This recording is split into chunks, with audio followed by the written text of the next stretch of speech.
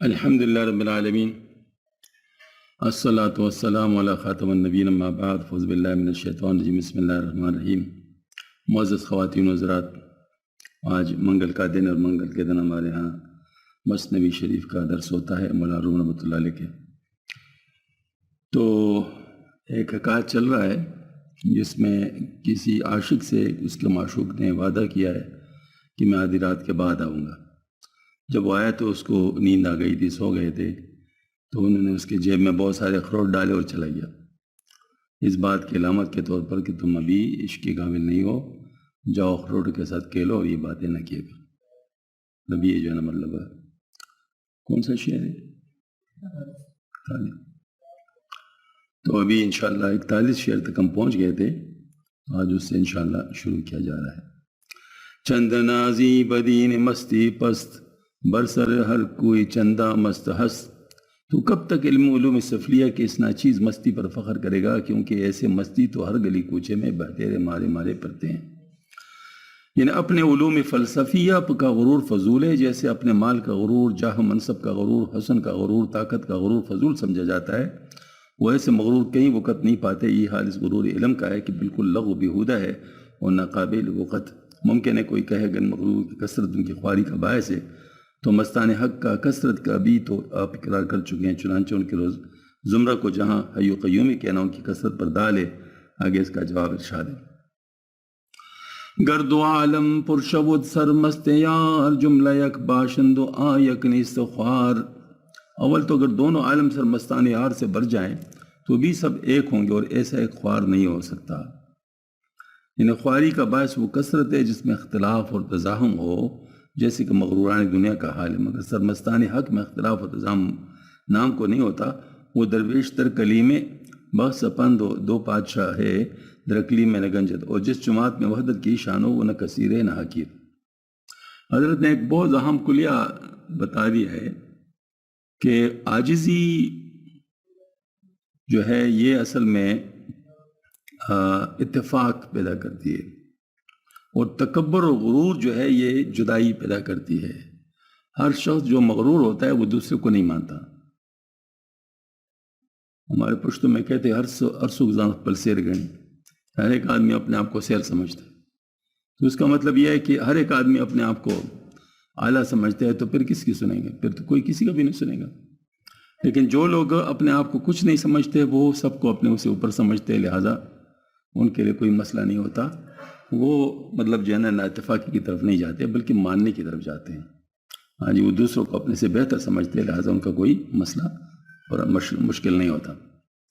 تو یہاں پر فرمایا کہ اس طرح اگر بہت سارے لوگ بھی جمع ہو جائیں نا تو وہ چونکہ ایک ہی ہوتے ہیں، سوچ کے لحاظ سے، فکر کے لحاظ سے، لہٰذا ان کا کوئی مسئلہ نہیں۔ ایز بسیاری نیا بدھ خواریے، خوار کے بو وطن پرستے ناریے۔ دوسرے اگر حضرات کی کثرت بھی تسلیم کر لی جائے تو بھی یہ بزرگ کثرت کے سبب خواری نہ پاتے۔ خوار کون ہوتا ہے؟ جو تن پرست ہو، دوزخی ہو، کیسے اعمال کی وجہ سے دوزخی ہو۔ یعنی مطلب یہ ہے کہ اگر حضرات کی کثرت بھی تسلیم کیے تو بھی مطلب کثرت کی سبب کی وجہ سے یہ خوار نہیں ہوا کرتے، کیونکہ ایک دوسرے کے ساتھ ان کا تزاحم نہیں ہوتا۔ ان کا تزاحم ہوتا ہے آپس میں جو تن پرست ہو اور دوزخیوں کے اعمال کے ساتھ ہوں، تو ایسے لوگ جو ہے نا مطلب ایک دوسرے کے ساتھ نہیں ہوتے۔ یعنی کس چیز کے نیک و بد ہونے میں اس کی کثرت قلت کو دخل نہیں، بلکہ فی نفسی حسن قبح ہونا اس کے حسن قبح کا باعث ہوتا ہے، خواہ کثیر ہو یا قلیل۔ اس بنا پر امور دنیاوی کا مغرور و حقیر ہیں اور مستانی حق عزیز ہیں، خواہ کم ہو یا زیادہ۔ آگے اس کو دو مثالوں سے واضح فرما دیں۔ گر جہاں پرشد تاب نوری مہ، کے کساد آید بر صاحب ولا، کے کساد آید بر صاحب ولا۔ دیکھو اگر سارا جہان چاند کے نور کے شعاع سے پر ہو گیا تو چند پر فرفتہ ہونے والے کے نزدیک اس کی بے قدری کب ہو سکتی ہے؟ چاند کی کثرت شعاع اس کی بے قدری کے باعث نہیں ہوئی۔ یعنی مطلب یہ ہے کہ اگر چاند کے اندر خود اپنا حسن موجود ہے، لہذا اس کی کثرت بھی کوئی مسئلہ نہیں ہے، اور جس میں یہ مسئلہ ہو کہ وہ ایک دوسرے کے ساتھ ٹکراؤ پاتے ہوں تو ان کے اندر مسئلہ ہوتا ہے۔ گر جہاں پر شد روز نور آفتاب کے بہت خورات خوش اتحاب، اگر جہاں سورج کی روشنی سے پر ہو گیا تو بھی اس کے بخوبی مشتعل ہونے والی حرارت کے کب بے قدر ہو سکتی ہے؟ یہاں بھی آفتاب کی حرارت کثرت کے باوجود بے قدر نہیں ہوتی. لیک بائی جملہ بالا تر خرام چونکہ ارض اللہ واسع بودرام، لیکن مستی و سکر کی اس تمام مدح کے باوجود تم اس سے بلند مقام کی طرف چلو جو سو ہے، جبکہ اللہ کی زمین وسیع اور سالکوں کے لیے مسخر ہے، تو ایک ہی مقام میں مقید کیوں رہو. ان اوپر حوالہ اچھا یعنی بعد ازاں نوحہ گر یہ آغاز کر کہ فخ اسی آدرزاں شد درد کہ ذیل میں یہاں تک سکر مستی کا ذکر اور اس کے آثار لازم کا بیان تھا. اب یہاں اس کے مقابل وصف یعنی سہو کا ذکر فرماتے ہیں اور سکر پر سہو کی فضیلت بیان کرتے ہیں. دوسرے مصرع میں اس آیت کی طرف اشارہ ہے. قالوا الم تکن ارض اللہ واسعۃ فتہاجروا فیہا، یعنی دارالحل میں پڑے رہنے والوں کہ موت کے وقت فرشتے سے کہتے ہیں کیا اللہ کی زمین اس قدر گنجائش نہیں رکھتی کہ تم اس میں ہجرت کر کے چلے جاتے. اور ارض کا رام ہونا اس آیت سے ماخوذ ہے. هو الذی جعل لکم الارض ذلولا فامشوا فی مناکبہا وکلوا من رزقہ، وہی خدا ہے جس نے زمین کو تمہارے لیے نرم و ہموار کر دیا ہے تو اس کے اطراف و جواد میں جدھر چاہو چلو پھرو اور خدا کی دی ہوئی روزی کھاؤ. یعنی ارض اللہ سے مراد طریق سلوک ہے. مطلب یہ کہ رائے سلوک کو سکر پر ختم نہ سمجھو، ابھی اس میں بہت وسعت باقی ہے. چنانچہ اس سے آگے سہ کا مقام ہے، پر اس میں بہت سے مراتب ہیں جس میں سالک بتدریج ترقی کرتا ہے.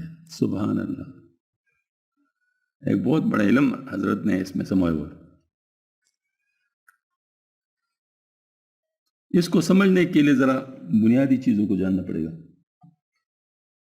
اور وہ بنیادی چیز یہ ہے کہ سیر اللہ جو نفس کا توڑ ہے، یہ نفس کا جو شر ہے، وہ سلوک کے مطلب جو ہے نا وہ جو سیر اللہ سے ہے وہ اس سے ٹوٹتا ہے.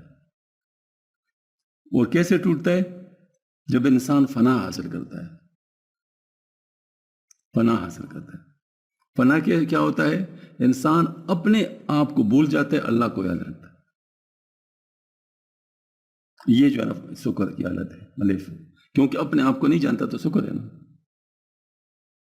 تو ظاہر مطلب ہے کہ وہ مدہوش ہے. لیکن اس پہ ختم نہیں ہے. یہ سیر اللہ تو ختم ہو جاتا ہے، لیکن آگے سیر فی اللہ شروع ہو جاتا ہے، اور سیر فی اللہ کبھی ختم نہیں ہوتا، کیونکہ سیر فی اللہ جو ہے بقا کے ساتھ ہے. فنا کے بعد بقا ہے، اور اس کے ساتھ سیر فی اللہ شروع ہو جاتا ہے. تو سیر فی اللہ جو ہے وہ اس کا راستہ مطلب لامتناہی ہے. اس کی وجہ ہے کہ رخ اللہ کی طرف ہے، اور انسان جتنا ترقی کر سکتا ہے کر لے، راستہ کھلا ہے، جتنی کوشش کر سکتا کرے. تو یہی مطلب بنیاد ہے کہ ارض اللہ سے مراد طریق سلوک ہے، یعنی سیر اللہ ہے. مطلب ایک رائے سلوک کو سکر پر ختم نہ سمجھو، کیونکہ ابھی اس میں بہت وسعت، چنانچہ اس سے آگے مقام سو ہے یعنی بقا ہے. پھر اس میں بہت سارے مراتب ہیں جن میں سالک بتدریج ترقی کرتا ہے. سو کی فضیلت سکر پر کئی وجوہ ہے. من جملہ ان کے ایک صاحب سو کی نظر خالق کے ساتھ خلق پر بھی مبذول رہتی ہے، اور وہ توجہ خالق کے ساتھ خلق کے حقوق کا بھی ملحوظ رکھتا ہے. بخلاف اس کے صاحب سکر ہمتن متوجہ بخالق اور مخلوق سے غافل ہوتا ہے. دوسری وجہ ہے کہ صاحب سو دوسرے لوگوں کو فائدہ پہنچاتا ہے، اور صاحب سکر صرف اپنے ہی کام کا ہوتا ہے. یہ بات ہے. گرچی مستی چو باز اشہب است، برترزوے بر زمین قدس است. اگرچہ مستی سکر جس کے اوپر تعریف چلی ہے بہتر و کامیاب ہونے میں باز اشہب کی مانند ہے، لیکن سلوک کے پاک زمین پر اس سے بھی اعلیٰ مقام موجود ہے، اور وہ سو ہے. مست زبرار مقرب زو بہست، بر مقرب شیر اونچوں رو بست. مست ابرار سے ہے، صاحب سو مقرب ہے، اور مقرب ابرار سے بہتر ہے. چنانچہ مقرب کے آگے اس کا شیر بھی لومڑی کے مانند کم رتبہ ہے. ماشاءاللہ. مست زبرار مقرب زو بہست، مست ابرار سے ہے، اور مقرب جو ہے وہ اس سے اچھا ہے. بر مقرب شیر او چون روب است،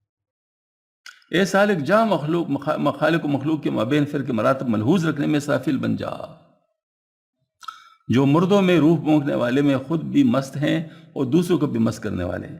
اسرافیل علیہ السلام قرب قیامت میں صورت میں تو مردہ مخلوق بے جان پڑ جائے گی، ان کو ادھر خالق کے حکم کی اطاعت منظور ہے، ادھر مخلوق کو مردہ سے زندہ کرنا مقصود ہے، لیکن دونوں کی رعایت مد نظر ہے۔ یہی عارف صاحب سو کی شان ہوتی ہے، وہ خود بھی محبت حق میں مست ہوتا ہے اور اپنے فیض صحبت سے دوسرے لوگوں کو بھی مست بناتا ہے، بخلاف اس کے صاحب شکر کی نظر صرف خالق کی طرف ہوتی ہے اور خود ہی مست ہوتا ہے، کسی اور کو فیض نہیں پہنچا سکتا۔ کما ذکرہ آنفاً، آگے صاحب شکر کی حالت میں بیان فرماتے ہیں، مسترا چوں دل مزاج اندیش شد، ای ندانم و ندانم پیش شد، یعنی مست کا دل اور مزاح اور قوت فکریہ سب جاتے رہتے ہیں، اس لیے غلب حیرت سے میں یہ نہیں جانتا، وہ نہیں جانتا کہ نہ اس کا شیو بن جاتا ہے۔ مطلب یہ کہ وہ کسی چیز کا بھی آن بھی نہیں کرتا، اور جو ہے نا مطلب یہ ہے کہ وہ میں ہی نہیں جانتا میں انہیں، چونکہ مست کا دل اور مزاج کو فکر سب جاتے رہتے ہیں، اس لیے غلب حیرت سے میں نہیں جانتا وہ نہیں جانتا اس کا شیو بن جاتا ہے۔ مست کو چونکہ خوشی و شادمانی سوچتے رہتی ہے جو لازمہ سکر ہے، اس لیے میں نہیں جانتا وہ نہیں جانتا کہنا اس کا شیو بن جاتا ہے۔ تو اس میں یہ ہے کہ شکر غلبہ کے باعث ممکنات کی نفی اور معصیت اللہ سے قطعاً اپنی لاعلمی ظاہر کرتا ہے، جو ایک بے اصل بات ہے، کیونکہ ممکنات فی الحقیقت موجود ہے، ان کی اسی بے اصل بات کو مزاح و حضر سے تعبیر کیا ہے، کیونکہ حضر بمقابلہ جد کے بے اصل ہوتا ہے۔ اچھا، مس مشاہدہ وحدت سے اس قدر مغلوب شکر ہو جاتا ہے کہ کثرت اس کی نظر سے مرتفع ہو جاتی ہے اور وہ ہر چیز ماسا اللہ سے اپنے علمی ظاہر کرتا ہے۔ یہ اصل میں وحدت الوجود کی بات کر رہے ہیں۔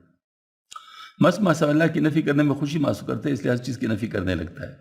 اس شعر سے لے کر 14 شعر کو اوپر تک گن جاؤ، وہاں کہا تھا چند گوئی مین دانم اینو آ، پھر کہا وی ندام ندانم ہاتھ میں دانم شود۔ وہ ندانم اس شعر کے ندانم سے جدا گانا ہے، کیونکہ وہ ندانم غفلت و انکار سے تھا جو فلسفہ کا شیوہ تھا، یعنی وہ انکار کر رہے تھے، اور یہ ندانم فنا و شکر کا نتیجہ ہے جو اللہ کی ایک جماعت کی حالت ہے۔ نفی ممکنات کے ذکر کے بعد جو اہل شکر کے ملحوظ اس بات کا ذکر فرماتے جو اہل سور باب تمکین کی نظر ہے۔ ای ندانم و ندانم بہر چیز تابگوئی آنکھ می دانی مکیست، اے مسترے کہنا کہ میں اس کو نہیں جانتا اس کو نہیں جانتا کس بنا پر ہے، لے ہم ہی بتا دیتے ہیں کہ تو خود ہی بتا دے کہ جس ذات پاک کو ہم اہل شکر جانتے اور مانتے ہیں وہ کون ہے۔ یعنی شکر کے انکار ممکنات کو جو برسبیل حزن اس کے منہ سے نکل جاتے ہیں، اپنے حسن زن سے محمول بخیر کر کے فرماتے ہیں کہ انکار بھی ایک مسئلات پر مبنی ہے، یعنی اس انکار ممکنات سے تعریف واجب بوجہ عتم مقصود ہے، تاکہ اس پر نظر کرتے وقت عارف کو ماسوا اللہ پر بالکل نظر و التفات نہ رہے۔ مغربی خیال ہے کہ ان کا بذات خود مقصود نہیں بلکہ اس بات واجب الوجود میں کارآمد ہے۔ واجب کا اس بات ہو گیا تو پھر اس انکار سے دستبردار ہو جانا، اہل سو کی طرح ممکنات کو من وجہ موجود ماننا اور ملحوظ رکھنا چاہیے۔ آگے یہی ارشاد ہے۔ یہ بہت حضرت ماشاءاللہ کیا یعنی گہرائی کی باتیں مطلب جو ہے نا وہ آسانی کے ساتھ سمجھاتے رہتے ہیں۔ اصل میں وحدت الوجود ایک حالت ہے جس میں فنائیت انسان کے سامنے انسان کے اوپر طاری ہوتی ہے، نتیجتاً وہ اللہ کے سوا کسی اور کو نظر میں نہیں لا سکتا، وہ معذور ہوتا ہے۔ لیکن اس کا ایک فائدہ ہوتا ہے، فائدہ یہ ہوتا ہے کہ وہ جو ٹچ ہے نا، جس کو میں کلچ سے تعبیر کروں گا، کہ کلچ جو ہوتا ہے نا ایک گیئر سے دوسرے گیئر میں بدلنے کے لیے درمیان کی سٹیج ہے، کہ وہ کسی کے ساتھ بھی نہیں ہوتا اس وقت، مطلب کسی گیئر، اس گیئر کے ساتھ بھی نہیں اس گیئر کے ساتھ بھی نہیں۔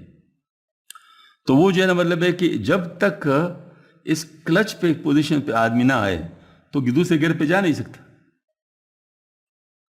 ٹھیک ہے نا۔ تو یہ جو کلچ کے پوزیشن پہ آ رہا ہے یہ اصل میں درمیانی حالت ہے، یہ مجبوری ہے۔ پھر جس وقت وہ دوسرے گیئر پہ چلا جاتا ہے بس پھر کام سیٹ ہو جاتا ہے۔ تو اس کا مطلب یہ ہے کہ پہلے اس کی نظر تھی دنیا پر، نفس کے پیچھے لگا ہوا تھا، یہ نفس کی بات مان رہا تھا۔ جب تک یہ وحدت الوجود کی حالت نہ آئے تو نفس کے جال سے نکلنا بڑا مشکل ہے، کیونکہ جتنا آپ نکلیں گے دوسری چیز آپ کو کھینچے گے۔ یعنی این ممکن ہے آپ آنکھوں والی چیزوں سے بچ جائے تو کان والے آپ کو کھینچے، کان والے سے بچ جائے تو دماغ والے آپ کو کھینچے، دماغ والے بچ جائے تو آپ کو اور چیزیں کھینچے. مطلب ہے کہ وہ کس نہ کس طرح آپ کو کھینچتا رہتا ہے، مطلب اپنی طرف کھینچتا رہتا ہے. لیکن جس وقت آپ وحدت الوجود کی حالت میں جاتے ہیں تو اس وقت وہ بالکل ساری چیزیں بے معنی ہو جاتی ہیں. آنکھ والے، کان والے، دماغ والے، ساری چیزیں بے معنی ہو جاتی ہیں. تو وہی کلچ کی کنڈیشن ہے. مطلب ہے کہ اس میں بالکل کسی چیز کے ساتھ بھی اٹیچمنٹ نہیں ہوتی اللہ کے علاوہ. جب یہ نتیجہ آ جاتا ہے تو اب دوبارہ اس کو واپس لوٹایا جاتا ہے مخلوق کی طرف واپس. لیکن کس فارم میں لوٹایا جاتا ہے؟ اب یہ دوسرے گیئر میں ہے. مطلب یہ ہے کہ اب یہ مخلوق کی طرف لوٹایا تو گیا، لیکن یہ مخلوق میں پنسا ہوا نہیں ہے، بلکہ اللہ کے ساتھ ہے اور مخلوق کی خدمت کر رہا ہے، اس کے حقوق ادا کر رہا ہے. مخلوق میں پنسا نہیں ہے. یہ میں اکثر دیکھتا ہوں نا، گاڑیوں کے پیچھے لکھا ہوتا ہے یہ سب میری ماں کی دعا ہے، لکھا ہوتا ہے نا. ہاں جی. اور بس ماں یہ ایسی، اور مطلب اس قسم کے نعرے بہت لکھے ہوتے ہیں گاڑیوں کے پیچھے. اگر یہ صرف جذباتی سوچ ہے تو کچھ بھی نہیں. یہ تو جانور بھی کرتا ہے. جانور بھی مطلب کیوں یہ کتے کتیا مطلب بچے جو ہے نا کتیا کے پیچھے نہیں جاتے، تو وہ تو جانور بھی کرتا ہے. انسانی سوچ اس وقت ہے جب وہ خدا کے لیے کرتا ہو. ماں کا حکم مانے تو خدا کے لیے مانے، باپ کا حکم مانے تو خدا کے لیے مانے، بھائی بہنوں کے ساتھ احسان کرے تو خدا کے لیے کرے، بیوی کے حقوق ادا کرے تو اللہ کے لیے کر لے، بچوں کے حقوق ادا کرے تو اللہ کے لیے کر لے. جب تک یہ اللہ والی بات درمیان میں نہیں آئی تو یہ ابھی انسانیت نہیں آئی. سمجھ میں آ گئی نا بات؟ جذباتیت ہے. اس کے اندر فرق کیسے کرو گے؟ فرق یہ ہے، یہ جو لوگ ماں کی باتیں کرتے ہیں، باپ کی باتیں کرتے ہیں، تو بعض دفعہ ماں ان کو شریعت کے خلاف بات کرتی ہے تو کہ ماں نے کہا ہے بس ٹھیک ہے جی، شریعت کو چھوڑ دیتے ہیں. باپ نے کہا ہے تو شریعت کو چھوڑ دیتے ہیں. بھئی ہمیں تو ماں باپ کا جو ماننے کا حکم ہے وہ تو اللہ کی طرف سے ہے، تو اللہ پاک کا حکم تو ان کے لیے نہیں چھوڑ سکتے.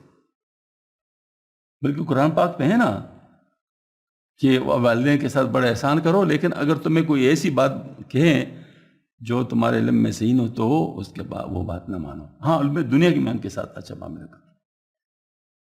اس کی وجہ یہ ہے کہ تمہارا ان کے ساتھ جو اچھا معاملہ ہے وہ اللہ کے لیے ہے، ذات کے لیے نہیں ہے.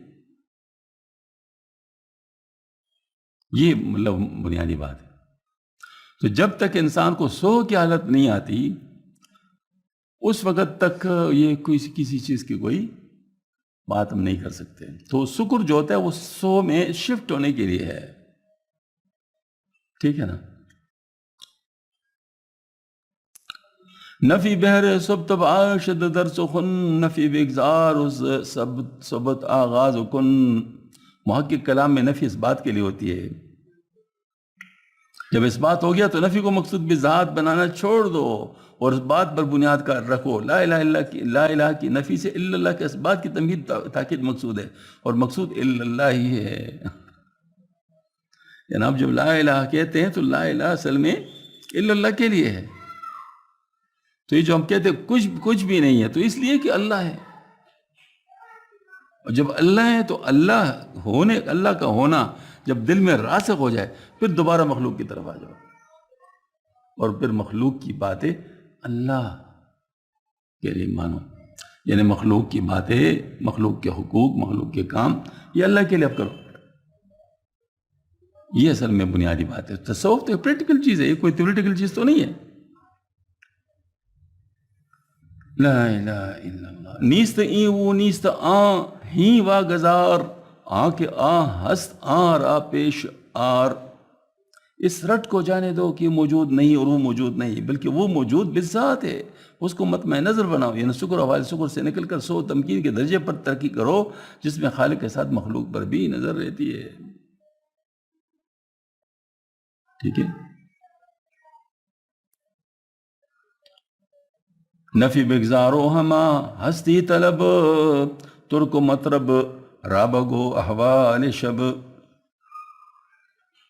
نفی و ممکنات کی رٹ کو چھوڑ دو، اس ہستی کو مطلب کو طلب کرو جو اہل سکر اہل سب کا مطلوب ہے، اس کی تائید میں ترک اور مطرب کا پایاں شب کا حال بیان کرو، یہ حال آ گیا تھا۔ نفی بگزارو ہما ہستی پرست، ای بے آموز اے پدرزان ترک مست۔ نفی ممکنات کی رٹ کو چھوڑ دو، اور ہستی مطلب کہ پرست شکر جو اہل سکر وغیرہ سب کا معبود ہے، اور یہ بات ہے بزرگوار اس ترک مست سے سیکھو۔ یہ کوئی واقعہ آگے آنے والا ہے، اس ترک کا قصہ آگے شروع ہوتا ہے، مگر مولانا اپنے حدیث شریف کے مطابق شعر سے اس کا ذکر شروع کر کے دوسری شعر میں ایک ایسے مضمون کی طرف انتقال کریں گے جو دور تک چلا جائے گا، اور اس انتقال کی بنیاد حقائق کے عنوان میں ہی رکھی گئی۔ لہٰذا بمناسبت مقام یہ اس قدر بتا دینا ضروری ہے کہ وہ کوئی جاہل میخوار ترک سردار تھا۔ قوال نے غزل گانی شروع کی جس میں عاشق نے اپنے حیرت کے اقتضاء سے بار بار میدانم میدانم کا لفظ استعمال کیا۔ تر نے گرو کر کہا، اے بڑوے یہ کیا بک رہا ہے کہ میں نہیں جانتا میں نہیں جانتا، وہی بات کیوں نہیں بیان کرتا جو تو جانتا ہے؟ ظاہر ہے کہ اس ترک کا قول جہل پر مبنی تھا، مگر مولانا جو اس کی طریقت کے ہم مسئلہ کی تائید میں پیش فرما رہے ہیں کہ انکار ممکنات کو چھوڑ کر اس بات واجب الوجود پر متوجہ ہونا چاہیے، یعنی سکر سے سو کی طرف ترقی کرنا چاہیے، تو اسے لازم نہیں آتا کہ ترک کے اس قول کو معقول قرار دے کر بطور دلیل پیش کیا، بلکہ مولانا کا یہ ایک ظریفانہ انداز ہے جس سے اکثر جگہ سامعین کی تفریح کے لیے ایسا کام کیا کرتے ہیں۔ یعنی ترک جو ہے نا مطلب اپنے جہل کی وجہ سے ایسے کہہ رہا تھا، حالانکہ وہ ابتدا میں جو سکر والے ہیں وہ یہ باتیں کرتے ہیں اور پھر بعد میں سوہ کی طرف آ جاتے ہیں۔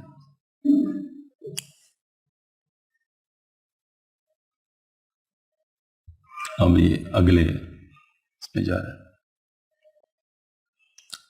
دفتر ششم حکایت نمبر 18۔ استدعاء امیر ترک مخمور مطرب لا بوقت صبوح ومانی حدیث کے ان للہ تعالی شرابا لأولیاء اذا شربوا سکروا واذا سکروا طربوا وقول تعالی ان الابرار یشربون من کاس۔ ایک ترک سردار مخمور کا صبح کی میوشی کے وقت قوال سے گانے کی فرمائش کرنا، اور اس حدیث کے معنی کہ اللہ کے پاس ایک شراب ہے اس کے اولیاء کے لیے، جب پی لیتے تو مست ہو جائے اور جب مست ہو جاتے تو وجد میں آتے، اللہ کے کل کے نیک لوگ پیالے سے نوش کریں گے۔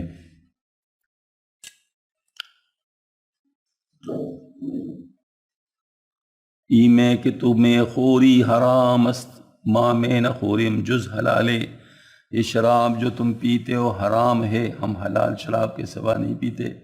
جو دکن تاز نیست ہست و شوی و شراب خدا مست شوی، کوشش کرو کہ تم نیست سے ہس ہو جاؤ اور خدا کے شراب سے مست ہو جاؤ۔ یعنی آجمی ترکے سحر آگاہ شد وس خمار خمر مطرب خواہ شد۔ ایک جاہل ترک رات بھر کی بدمستی کے بعد صبح کو ہوش میں آیا اور شراب کے خمار کی وجہ سے قوال سے گانے بجانے کا متقاضی ہوا تھا کہ خمار کی گرانی رفع ہو۔ آگے مولانا شراب باطن یعنی محبت حق کے مضمون کی طرف انتقال فرماتے ہیں۔ مطرب جامون سی مستاں بود نقل قوت و قوت مست بود۔ روحانی قوال روحانی مستوں کا مونس ہوتا ہے۔ روحانی مسرت کے لیے نقل اور غذا اور طاقت وہی ہوتا ہے، یعنی روحانی قوال سے مرشد کامل اور روحانی مست سے طالب حق مراد ہے۔ مطلب ہے کہ جس طرح مستی شراب گانا بجانا سننے کے متقاضی ہوتا ہے، اس طرح محبت حق رجوع مرشد پر آمادہ کرتی ہے، اور جس طرح سماع نغمات سے نشہ بڑھتا ہے اس طرح صحبت مرشد سے محبت حق ترقی کرتی ہے۔ گویا وہ محب حق کی غذا ہے جس سے وہ قوت پاتا ہے۔ جیسے میں نے کہا کہ حضرت درمیان میں بڑی آسانی کے ساتھ بڑی باتیں بہت آسانی کے ساتھ بیان فرماتے ہیں۔ اب دیکھ یہاں پر صحبت کا فائدہ سمجھا رہے ہیں۔ مطلب یہ کہ انسان جس وقت دنیا کی چیزوں میں لگ جاتا ہے اور اس سے ان کے قلب پہ ظلمت آتی ہے، تو اس کو اس بات کی ضرورت ہوتی ہے کہ وہ اپنے شیخ کے پاس جائے اور اپنی شیخ سے ایسی باتیں سنے جس سے اس کا جو طلب حق ہے اس کا جذبہ بڑک اٹھے اور اللہ تعالیٰ کی محبت مطلب اس کے لیے مطلب اس کو نصیب ہو جائے۔ یہ بات ہے، مطلب یہ تو اس میں تو کوئی شک نہیں، ہمارے ساتھ بھی ایسے ہی ہوتا تھا۔ مطربی عشاء راسوئی مستی کو شد بعض مستی ازدم و مطرب چشد. وہ روحانی قوالین مرشدان محبان حق کو محبت حق کی مستی کی طرف لے جاتا ہے، پھر یہ محبت کی مستی اس قوال کے فیض باطنی سے غذا پاتی ہے. جس طرح مینوشی سماع نغمات پر آمادہ کرتے پر سماع نغمات مزید مینوشی پر اکساتا ہے، اس طرح مرشد کی صحبت و ارشاد سے محبت حق پیدا ہوتی ہے، اور محبت حق سے رابطہ مرشد ترقی پاتا ہے. یعنی انسان شیخ کے ساتھ مزید تعلق مضبوط کرتا جاتا ہے. اس کو جب اس لائن پہ فائدہ ہونے لگتا ہے، اس کو اس کے اثرات معلوم ہونے لگتے، تو مزید پھر اس طرف آمادہ ہوتا ہے. آ شراب حق بداں مطرب برد، وی شراب تن عظیم مطرب چرد. وہ محبت حق کی حقانی شراب اس روحانی قوال یا مرشد کامل کی طرف لے جاتی ہے، اور یہ ظاہری شراب اس گانے والے قوال کی سے غذا پاتی ہے. ہر دوگر یک نام دار در سخن لیک فرکس زی حسن تا احسن. یہ دونوں شراب اگرچہ لفظوں میں ایک ہی نام رکھتے ہیں، لیکن کی حقیقت میں وہی تفاوت ہے جیسے اس حسن سے اس حسن تک فرق ہے. یعنی اس میں کسی کی طرف تلمیح ہے جو مثنوی کے دفتر 4 میں گزر چکا ہے. یعنی ایک شاعر بادشاہ کے حضور میں قصیدہ لکھ کر لے گیا، بادشاہ نے 1000 دینا چاہا تو وزیر نے جس کا نام حسن تھا سفارش کر کے 25,000 دینار دلا دیے. کچھ مدت کے بعد پھر دوبارہ قصیدہ لے گیا، اب کوئی اور وزیر تھا، اتفاق سے اس کا نام بھی حسن تھا. بادشاہ نے اس بات اب بھی 1000 دینار کو کہ، مگر وزیر نے کہا کہ حضور خزانہ خالی ہے اور ملک کی تصرف بہت ہے، شاعر کے لیے اس رقم کا 40واں حصہ انعام کافی ہے. چنانچہ اس کو صرف 25 دینار دے کر رخصت کر گیا. شاعر بڑبڑاتے چلے گیا. ہاں جی. گفت یا رب نامی آنا نامی ای چو یکے آمد درے اے رب دین. فرمایا اس سخی حسن اور اس کنجوس حسن میں فرق ہے، اس طرح اس باطنی شراب اور ظاہری شراب میں فرق ہے. اے رب دین اگرچہ نام ملتا ہے، یعنی نام تو ایک ہے، لیکن اصل بات یہ ہے کہ آدمی الگ الگ ہے. اشتباہ ہست لفظی درمیان لیک خود کو آسماں کو ریسماں. ان کے درمیان ایک لفظی مشابہت ہے، ورنہ کہاں آسمان اور کہاں رسی، کہاں راجہ بوجھ اور کہاں گنگوا تیلی. اشتراک لفظ دائم رہزنست، اشتراکی گبر و مومن در تنست. لفظی اشتراک ہمیشہ تحقیق کا رزن ہے کہ دھوکے میں ڈال لیتا ہے. جس طرح کافر و مومن کا اشتراک جسم میں، ان دونوں کے جسم ہوتا ہے، دونوں ایک جیسے جسم والے ہوتے ہیں. جسم کو دیکھو تو کافر مومن کی یکساں نظر آتے ہیں، اس طرح لفظ کو دیکھو تو شراب اور وہ شراب ایک نظر آئے گی. مگر جس طرح خیالات و عقائد کے ظہور سے کافر و مومن کا فرق نمایاں ہوتا ہے، اس طرح ان دونوں شرابوں کی کیفیات متفاوتہ یعنی مختلف سے اس میں زمین و آسمان کا فرق نظر آتا ہے. آگے جسم کی مثال کو مزید وضاحت سے بیان فرماتے ہیں. جسم ہاں چو کوز ہائے بستہ سر، تاکہ در ہر کوز چی بود آن اگر. جسم کوزوں کی مانند ہے جو سربستہ ہے، تم اس بات کو دیکھو کہ ہر کوزے میں کیا چیز ہے، چنانچہ پھر ظاہر ہوگا. یعنی کوزہ تو ایک جیسا ہوگا، لیکن اس کے اندر پتہ نہیں کیا کیا چیزیں، کسی میں کیا ہوگا، کسی میں کیا ہوگا، کسی میں کیا ہوگا.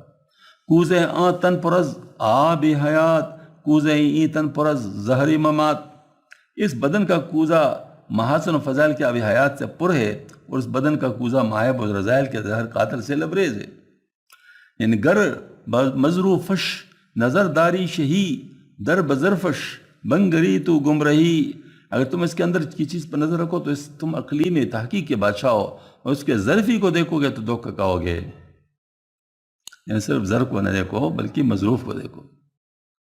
ساغر زری ہو یا مٹی کہو ایک ٹیکرا، تو نظر کر اس پر جو کچھ اس کے اندر ہے برا. لفظ را مانندئی جسم دام معنی اشرا دردروں مانند جاں.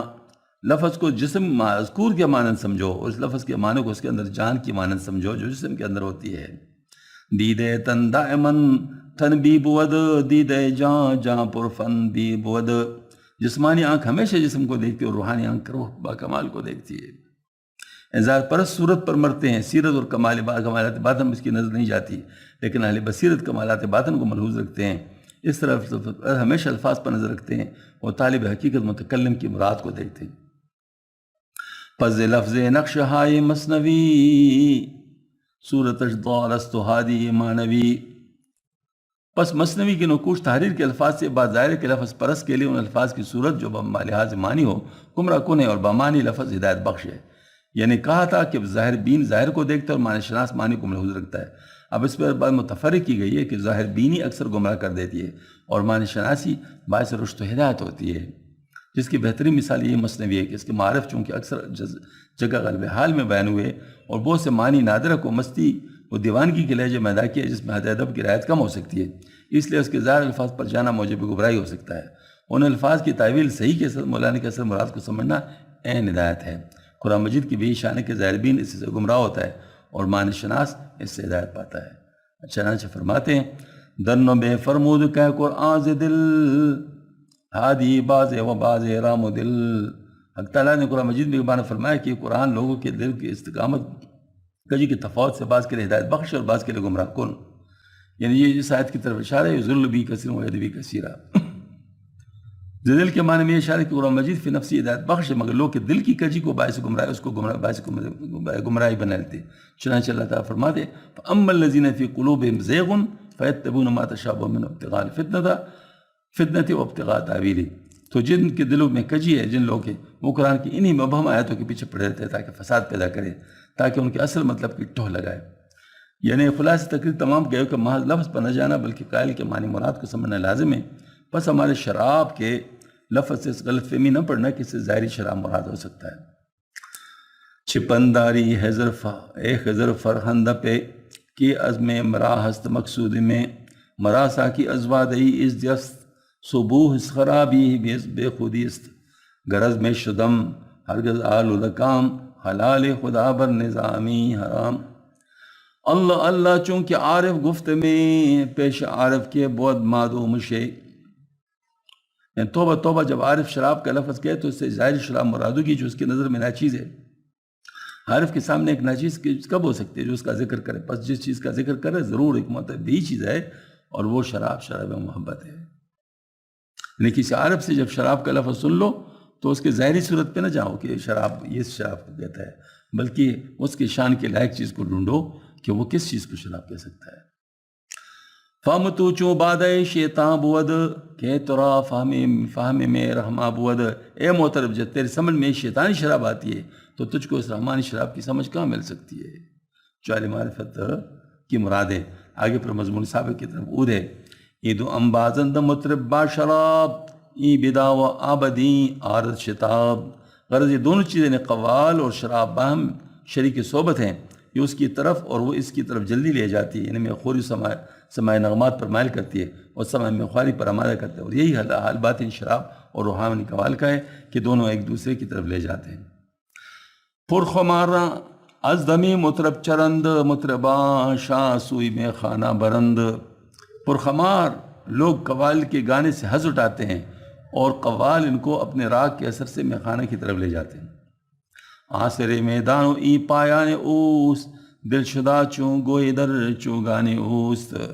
وہ قوال کا گانا میدان طرب کا آغاز ہے اور یہ میخواری اس میدان کی انتہا ہے، اور طرب کا دل دادا اس قوال کی چوگان سرود میں گیند کے مانند ہے، یعنی وہ ادھر سے مانند ہے۔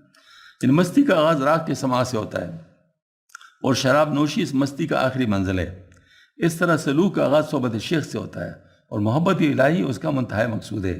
پیچھے ایک آتا کہ صحبت شیخ اور محبت الہی دونوں ایک دوسرے کے محرک ہے، یہاں صرف مقدم و ذکر کو دوسری کے محرک قرار دیا، اس میں کوئی تعارض نہیں بلکہ صرف اشارہ مقصود ہے کہ محبت الہی مقصود ہے اور صحبت شیخ کا ذریعہ ہے، اگرچہ محبت الہی سے بھی صحبت شیخ کی طرف مزید میلان پیدا ہوتا ہے۔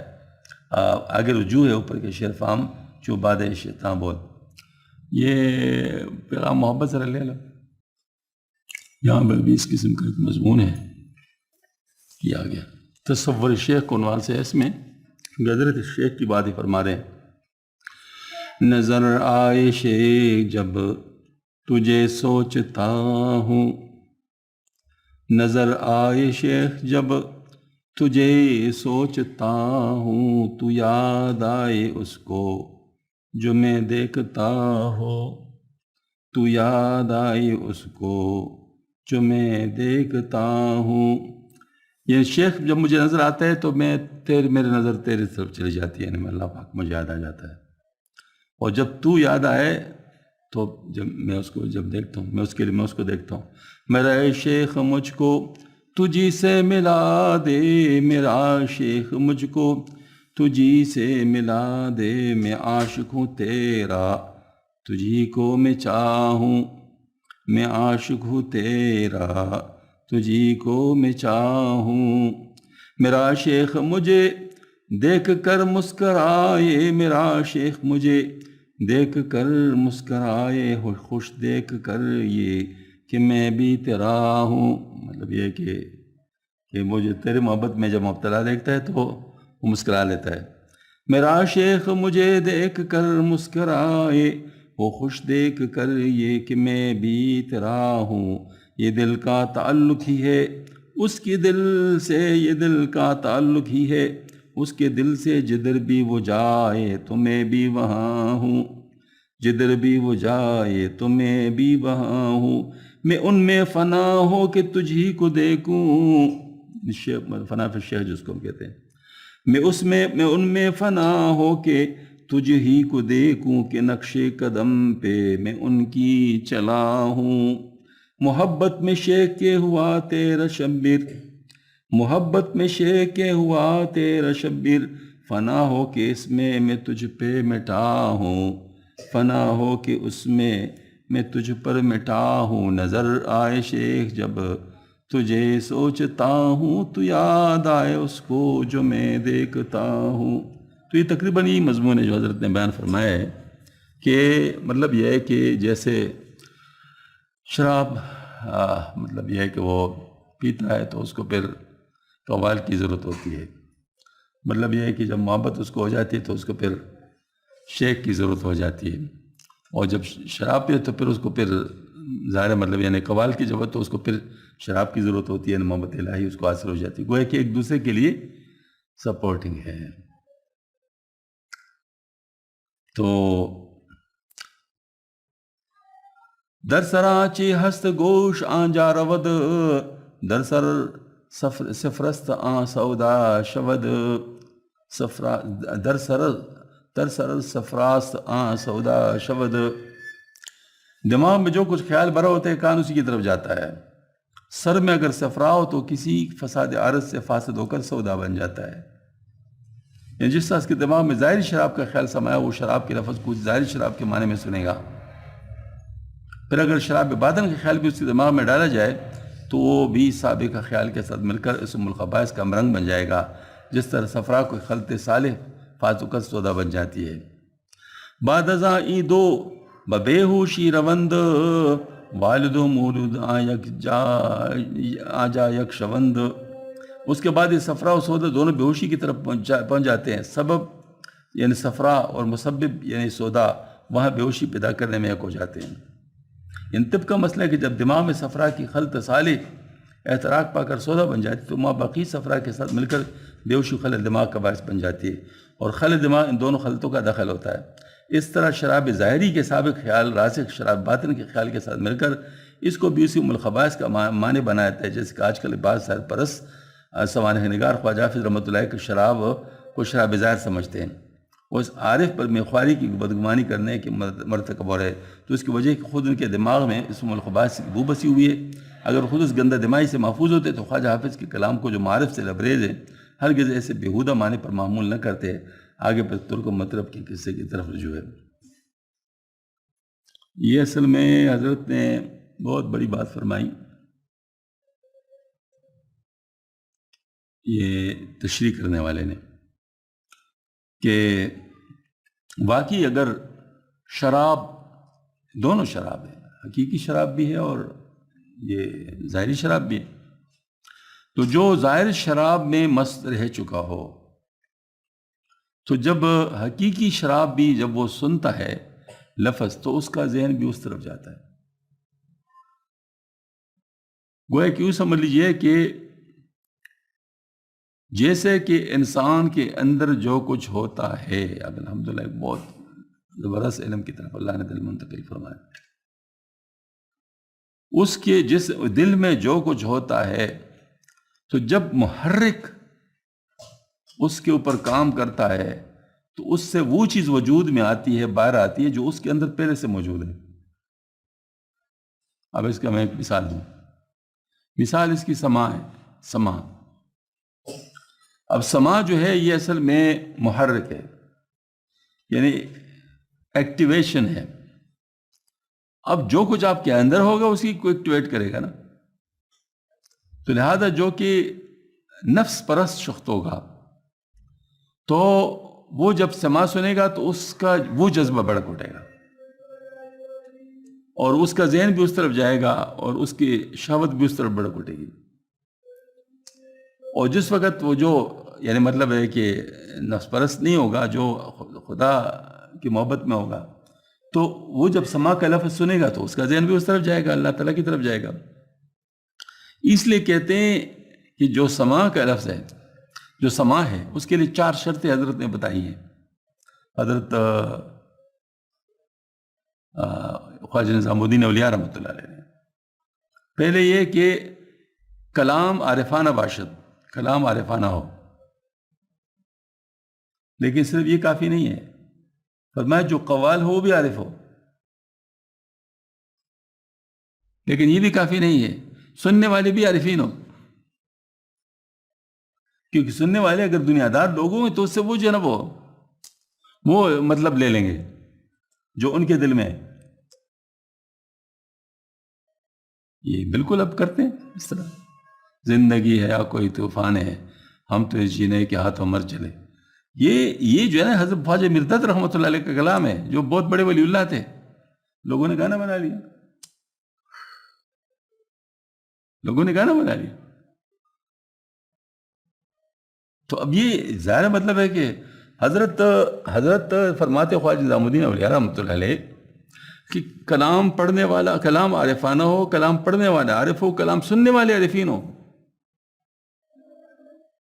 اور فرمایا کہ اس میں کوئی بچہ یا عورت موجود نہ ہو، زنان و کودک نہ باشد. اور اخیر میں فرماتے آلات چنگ و رباب نہ باشد، میوزیکل انسٹرومنٹ ساتھ نہ ہو. 4 شرطیں ہو گئی سما کی. آج کل اس سما کی شرطوں میں صرف ایک شرط بس ہوتا ہے زیادہ تر کہ کلام عارفانہ ہوتا ہے. جیسے خواجہ مرداد کا کلام ہے، کلام تو عارفانہ ہے، لیکن پڑھنے والے ایک عورت، زندگی ہے یا کوئی طوفان ہے، ہم تو اور وہ ڈومنی. اس سے کیا معرفت منتقل ہوگی؟ اسے تو معرفت منتقل نہیں ہوگی، اس سے تو شہوت منتقل ہوگی. تو یہ جو ہے نا مطلب ہے کہ یہ سما جو ہے وہ ایک اچھی چیز ہے، اس سے ماشاءاللہ معرفت حاصل ہوتی ہے، لیکن ان کو جن کو پہلے سے حاصل ہے وہ بڑھ جاتی ہے. اس لیے جب تک وہ لیول نہیں آتے تو اس وقت سما نہیں سننا چاہیے.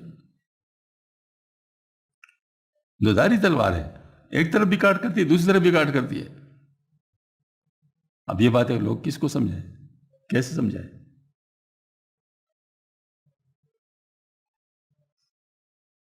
میرے خیال میں اتنا کافی ہے. انشاءاللہ پھر بعد میں مزید بات کریں گے، کیونکہ ٹائم بہت تھوڑا رہ گیا. وآخر دعوانا الحمد للہ رب العالمین.